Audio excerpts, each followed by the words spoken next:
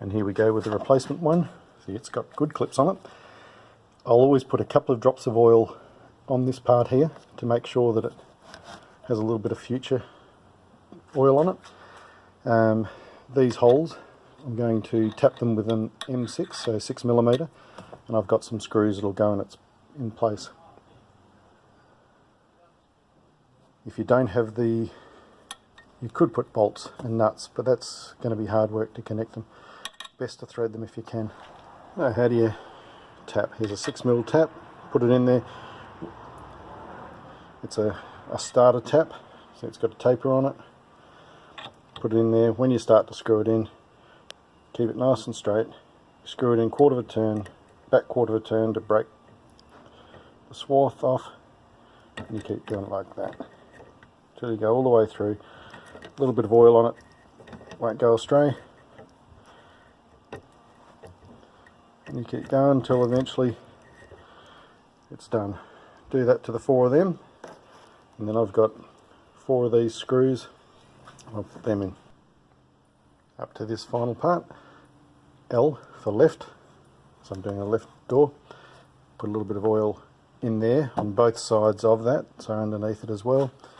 Here's another rotational point, just in there, so put a little bit of oil there. Not too much, we're only talking probably 3 or 4 drops. If you have some lithium grease, add a little bit more further along the slides and a little bit behind it as well, so that it's got the ability not to wear out. I'll show you on this one. This is the old original one. This is part of the problem that occurs with them. See how that one, maybe, see how it rocks around? It's got excess movement. Because it has the excess movement, it allows the arms to twist. The arms then twist, breaks the plastic clips, and that's the end of it.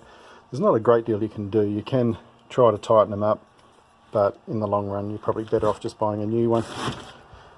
Aftermarket ones are cheap. As I said, I only paid $66. Now you probably notice that there's actually 3 of those white clips. The third one, there's a bolt there and a bolt there, and there's a hidden slide that sits in behind here.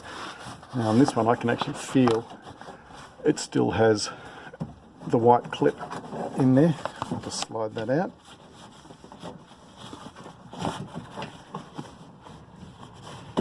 There we go, it's out. And it too was broken. So there you go. There's another piece of it. There's the other piece. So when we go to assemble this in there, we have to slide it all in through here, usually in the closed position. Then we have to try and slide each one of those clips onto the rails in each of these places. As you can see, I've also wiped the rails, put some lithium grease in there. I wiped them out because it was all metal on this one. So if I just went and put a new one in place, it would just grind itself to pieces pretty quickly. So you have to do a little bit of maintenance when you do it. Do it right, do it once. So I've just worked out I have to undo the slide, mark around it with a scriber on that one, because that is an adjustment one. If you mark around it, then you'll put it back exactly the same location. You don't want it going higher or lower. Undo this one, then that will allow us to put the slide clip in. Otherwise it doesn't seem like it's going to be allowed. There's not enough clearance behind to slide it in, and there's a like a weld nut sitting in behind it to prevent it going in from this side. So I'll have to take it off, assemble it, then put it back on again. So there goes the rail I just took out. That now just slides onto the clip that's on the outer arm. And what I'll do is, before I put it all in there, but I'll first of all get the top rails all slid into place. When they're all slid into place, then I'll start to connect those back on again. Otherwise I suspect it might be a little bit hard to put them onto the rails. All apart, I did wipe that rail and then re-grease it as well. So now it's time to put the rails on, the slide rails in. So I've lowered the window slightly to about halfway, and I've managed to position that one, and I've slid in the left hand side. Next I'll position it to get in the other side of it. I might have to lower or raise the window, not too sure. And then once I've done that, then I'll assemble the bottom rail as well. When they're all attached and ready to go, then I can start to put bolts in and tighten things up. Everything can't go perfect. I've just figured out I've got to had to drill these holes out because these 6mm screws wouldn't go through. So it was just a couple of seconds with the drill, and now it should go back together nice and easily. Once you've got one of the screws in, you have to then lift the window up. By lifting the window up, you'll be able to line up some of the other screws. So eventually you'll get to the point where you can put all 4 in, and then you're at this point where you can connect the final arm, the third arm of it. That's then in place, and I'll be able to lift that up to the right place. This is where I'll probably either have to put the window up or down, or I might be able to do it using the electrics. Don't forget to connect the electrics. So same happened again on this one. Up is down and down is up, so I have to swap the 2 wires around.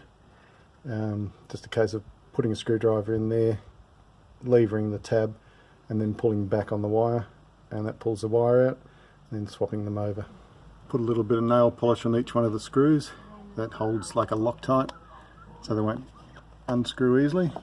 Then put the plastic back over, and then the next one's to put that clip on first. That's one that holds the door trim in place. Hopefully by now you've worked out how to put the trim on. You start at the top, don't slide it all the way down. Make sure at the back of the panel that you've hooked that plastic tab that goes into the metal bracket. Once you've managed to hook that all the way down, you should be able to then push the bottom end of it in. You'll know it's all fitting well because it looks right. It's all connected all the way around, nothing's sitting out. If you haven't hooked that tab, it'll be pushing too far out at the bottom. And the next thing you do is put that screw in. Don't forget that little screw that sits in there. It's possible to have a lot of troubles getting this to connect to the door handle. I just use a hook, one of these picks. Then I can get it, I can pull it out, and I can hook the handle into it before putting the screw in. Then the plug goes in. Remember, that's the right way up, the thick side upwards. It can be a little bit awkward to get this in exactly right.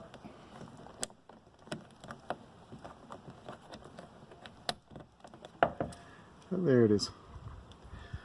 Next, I better put all these screws in before I forget about them. Of course, make sure you don't miss any of them. All the screws are in around there. Test to make sure that it sounds like it's working right. Then you slot this in. We have to put the screw that goes inside there. Just in that part.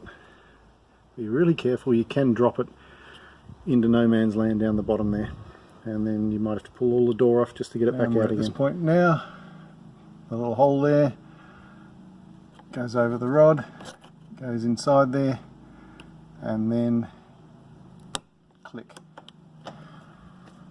That should be it. Then finally we'll have to hot glue that on. Job completed. Not too big a issue. Make sure everything works. That's glued into place. That's properly pushed in. When you test it to make sure the central locking is working correctly, it's best to sit in the car when you lock it and unlock it, just in case something jams. If you've got something wrong, you might end up in a situation where your car's jammed shut. So if you're inside the car when you test it, it seems to work better. best of luck. Hope all goes well with what you're doing.